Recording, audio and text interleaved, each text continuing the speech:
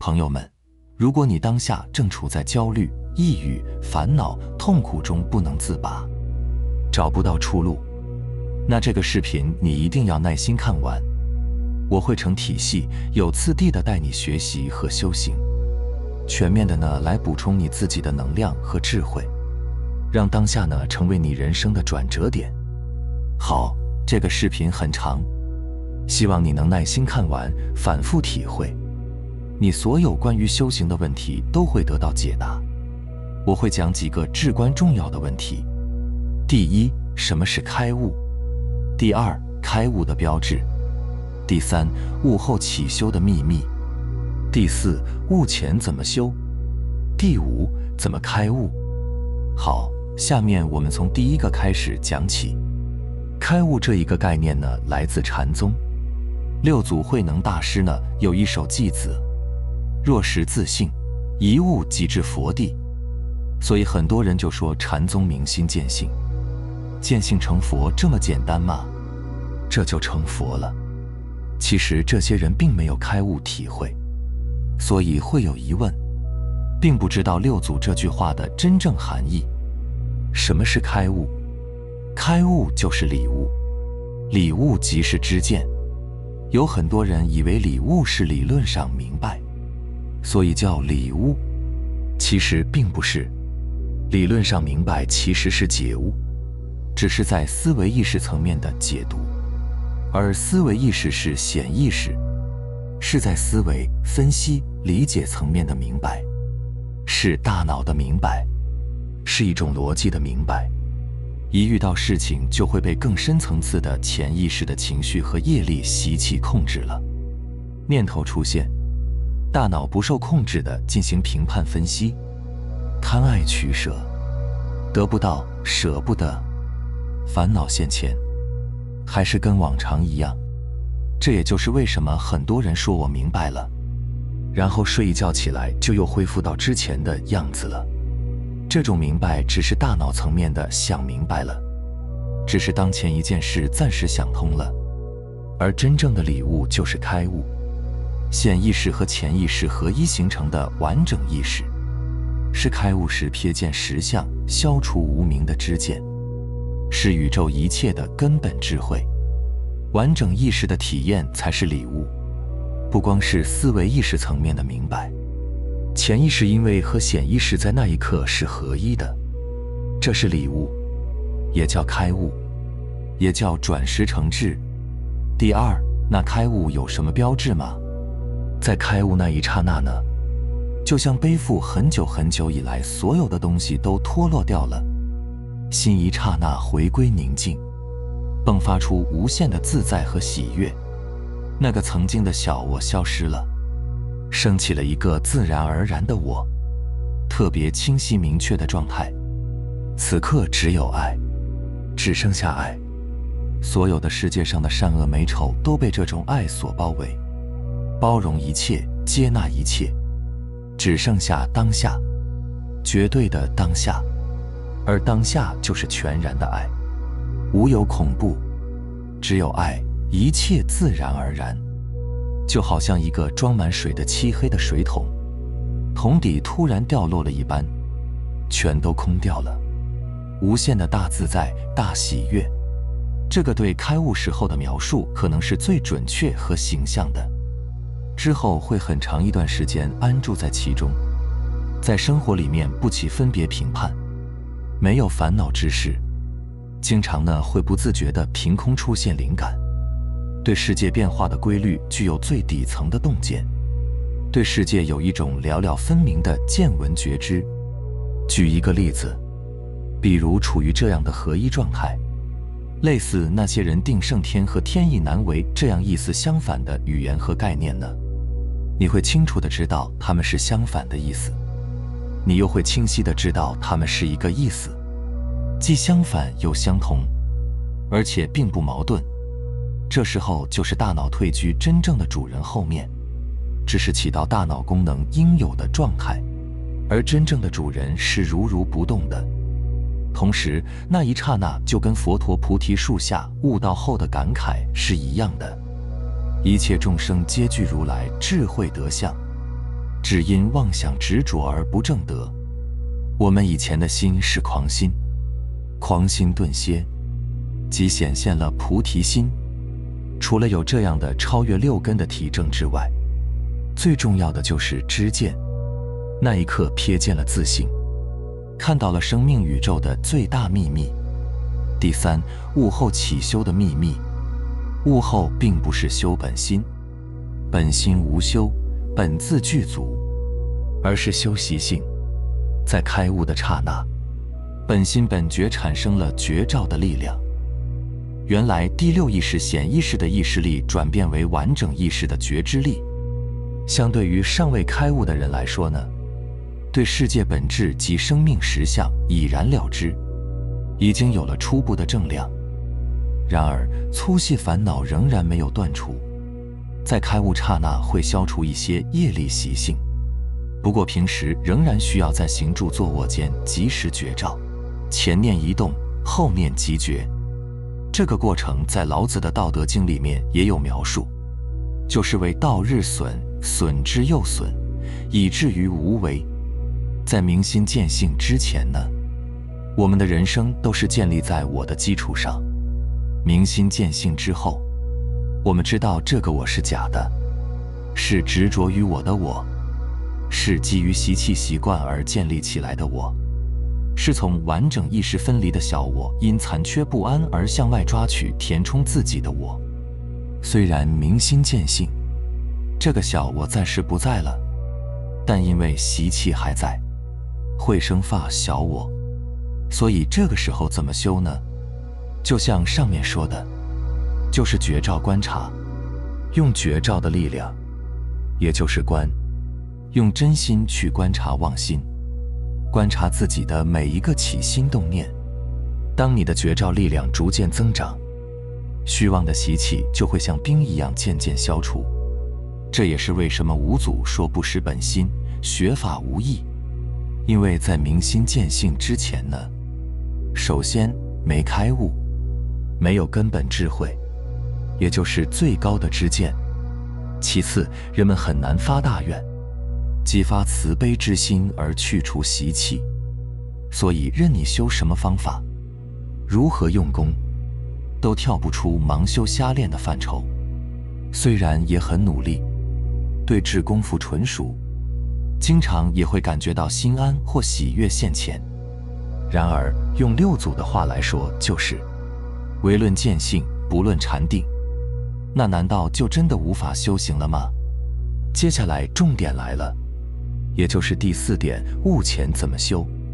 究竟来说，悟前也其实并不是无法修行。在开悟之前，任何人都免不了盲修瞎练，甚至盲修瞎练一段时间之后，发现自己的身心状态变得很好了，可以很好的去生活，又放弃了修行，继续去攀援外求，去向外追逐各种金钱、名利、成功。然而任何一段修行的经历，对于你而言都是宝贵的。就像佛陀一样，佛陀经历了修四禅八定，然后放弃了，又经历了6年的苦行，也放弃了，最后菩提树下悟道。就连佛陀也感慨说，苦行非道。不过苦行确实是非道，但却也是助缘。在捅破窗户纸之前，其实你的任何念头、想法、情绪、行为，都是你最终捅破窗户纸的助缘。哪怕是你的一次负面情绪，凡是你的经历都是你的助缘，所有因素共同作用。从开悟那一刻往前看，所有过往的经历都缺一不可。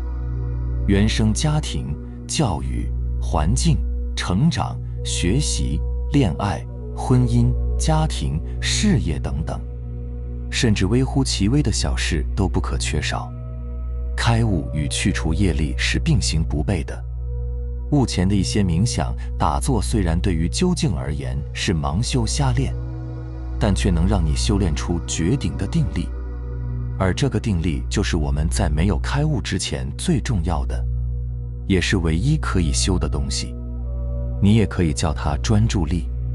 而意识向内就是定力。而向内的形式其实有很多，比如最常用的冥想、观呼吸和数息等。不知道你有没有过这样的经历？比如在学生时期，你因为某种原因认真而专注的有一段心无旁骛、全力以赴的准备考试的阶段。当你拼尽全力而又心无旁骛的时候，当你来到考试的那天，你心里面是异常平静的，而且往往你的考试成绩会非常好。这个就是心流，它呢是一种专注力的体现。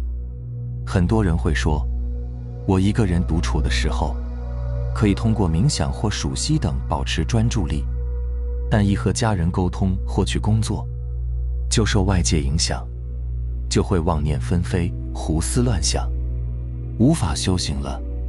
该怎么解决呢？其实，这种定力和专注力的练习并不是具有一定外在的形式。我们锻炼专注力是可以结合自己的职业去做的。有意识的觉察，就像上面说的准备考试，学生就是专注于学习本身这件事，专注在平时的做事上，当下的事情就是练习。平时工作生活占据的时间是很多的，而且能让你起情绪、起分心、起妄念的，恰恰是你坚固执着的地方。如果你能够运用起来，不光可以锻炼定力，同时也可以消除一些习气。我们都可以在自己的领域里面，用自己的方式达到专注，甚至达到一心不乱，并不是盘着腿念着佛号才是。比如走钢丝的人、画画的人，其实做事情都可以锻炼。所以修定力就是我们明心见性前的重中之重。最后一点，怎么开悟？上面我们提到了，从迷失到悟就是一个捅破窗户纸的过程，说难也难，说简单也简单。我们今天讲开悟的原理呢，目的并不是让你研究原理，目的是什么呢？是让你通过大量文思，逐渐具备一定的见地，去相信这样的见地。就好比给你讲解让汽车动起来的发动机等等，这些我们看不见的部分是怎么运行的。但是并不是想让你继续研究发动机，而是想让你通过听这个原理来确信汽车能够开起来，这个是关键。同样，我们今天讲开悟的原理，也并不是让你研究原理。研究开悟的原理并不能让你开悟，很容易就变成道理都懂，就是做不到。本质的本质是思维意识层面懂了。不知道有一句话你听没听过？真传一句话，假传万卷书。这又与开悟有什么关系呢？先讲一个故事。这个故事如果听过之后，加上我的讲解，如果你能当下开悟最好，如果没悟，就增长见地，静待机缘。有一位大师叫子玄，他问慧觉禅师：清净本然，云何呼声山河大地？这时慧觉禅师厉声喝道：清净本然，云何呼声山河大地？子玄经此一喝，狂心顿歇，开悟见性了。就是这么一句喝，然而就这一喝就是方法，这一喝就喝断了念头，由习气惯性而生发的念头就截断了，就开悟了。为什么会这样呢？下面重点来了，看看你是否能够颠倒你的妄念。慧觉禅师采用的是同理比喻法，喝断习气妄念，显露真心。慧觉禅师以子玄发问的问题来回答：既然你也是自信清净，为何会问我这样的问题呢？问题即念头，问题的本身就蕴含了答案，念头本身就是答案。可见自性本来清净，只因一念妄动而生万物。所以子玄猛然惊醒，当下悟道。这就是真传一句话，他往往用最简单朴素的方法直指人心。任何念头的背后，都是我们的那个自性。念头形成的相当然都是由妙明的真心而生出，虽然它遮障了真心，但是真心一直都在，这就是相由心生。我们的念头就像是伸出脑袋在外的乌龟，平时都是向外张望的，那一刻乌龟的脑袋当下缩回，回归生发处。我们的念头一直是相续的，一环连着一环，念念相续，续不断的妄念纷飞，时时分别攀缘直取。所以真正开悟的那个过程都是顿悟的一刹那，而在此之前，所有的文思，所有你看的视频，目的并不是让你咬文嚼字去做学问，那些经典太多了，如果抱着做学问去研究，光是读经就可能需要几年，读了跟没读一个样子。当然如果你去这么做了也有一定好处，如果你能针对一个问题日思夜想，茶饭不思，时时提着这么一个问题，那也行，因为那是发大怡情。如果能够进入到这个状态里面，借助过来人的外援，很容易就开悟了，把那一念脱落掉。但是之所以现在很多人做不到，就是因为大脑念头主导我们太严重了，我们迷失在游戏世界里太久了，念头形成的回路运转太快了，很难慢下来针对一个问题去参悟，所以需要一定的文思见地，同时又不执着在文思的具体内容上。不知道我这样说你能不能听懂？因为文思的内容本质仍然是在我们的第六识，也就是意识里面，思维意识里面。意识的功能就是思维分别，它是一种贴标签概念化的过程，某种角度而言会让你更加的二元对立。这就是为什么生活中很多学佛的人，他看别人这不对那不对的，还不如不学，他以不分别为分别了。这种不分别在思维意识层面本质就是分别，这就是有所知有所疑，对经典开悟之后所描述的细微具体之处。有疑问就有疑问，那个疑问的地方也许最后恰恰是你日后机缘开悟的地方。你开悟了自会知道，没开悟怎么知道都是意识层面的知道，并不是真正的知道。所以这就引出我们要说的开悟的原理。开悟就是去掉我，而这个我就是第七识末那识，也叫我执，是第六识意识的根，所以也叫一根。去掉我不就是无我吗？那为什么无我就是开悟呢？这个我呢，就像一条双头蛇，一边呢它把心能了知的功能牢牢地执为自我，以为能见能知是它的功能，不曾片刻停歇，形成我痴我见，是形成二元对立的根本原因，是烦恼的根本。这个就是我们说的小我，这种内心深处根深蒂固的本能自我意识，在婴孩时期呢还不明显，但随着年龄的增长，自我意识越来越强，为了我的利益而不惜造作种种业。问你一个问题，你敢说你爱别人超过爱自己吗？也许有人会说了，我爱家庭，爱配偶，爱子女超过自己啊。其实他们爱的仍然是自己的感受和影子罢了。比如一旦发生家庭争斗、配偶外遇、子女不孝等等，违逆你感受的时候，你的爱就可能转变成恨了。所以开悟的关键就是突破自我意识，破掉我执，没有我了，知心妙用，了了分明的见闻觉知就显露了。那如何做呢？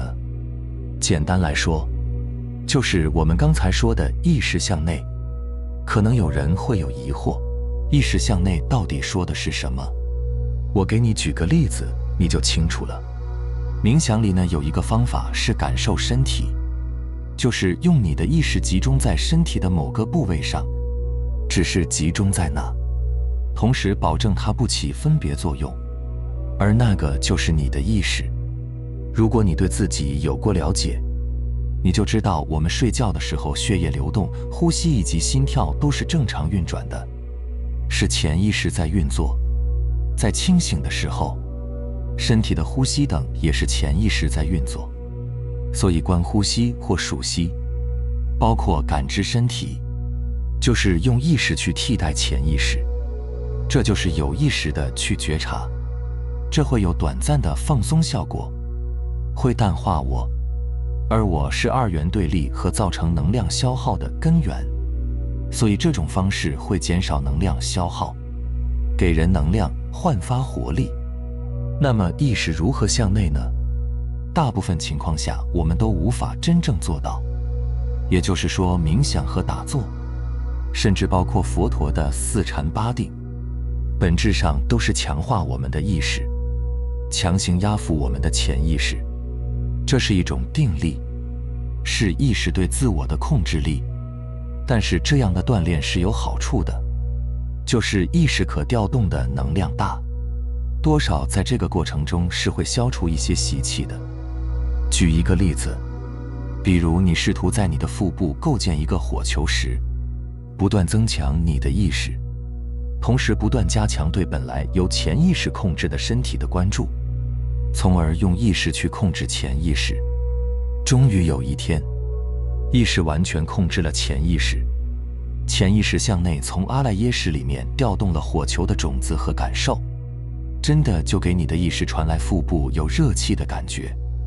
这就意味着你的意识对潜意识有了良好的控制力，你的潜意识处于比较稳定的状态，也就是你的自我比较稳定，你的身心也会处于一种比较健康的状态。这也是气功追求的养生目的。而当你的意识强度向内大到一定程度，而自我又淡化到一定程度，就有向内突破的可能。明白了吗？好了，非常感谢你能看到这里，希望能对你有所触动和启发。我们下期再见。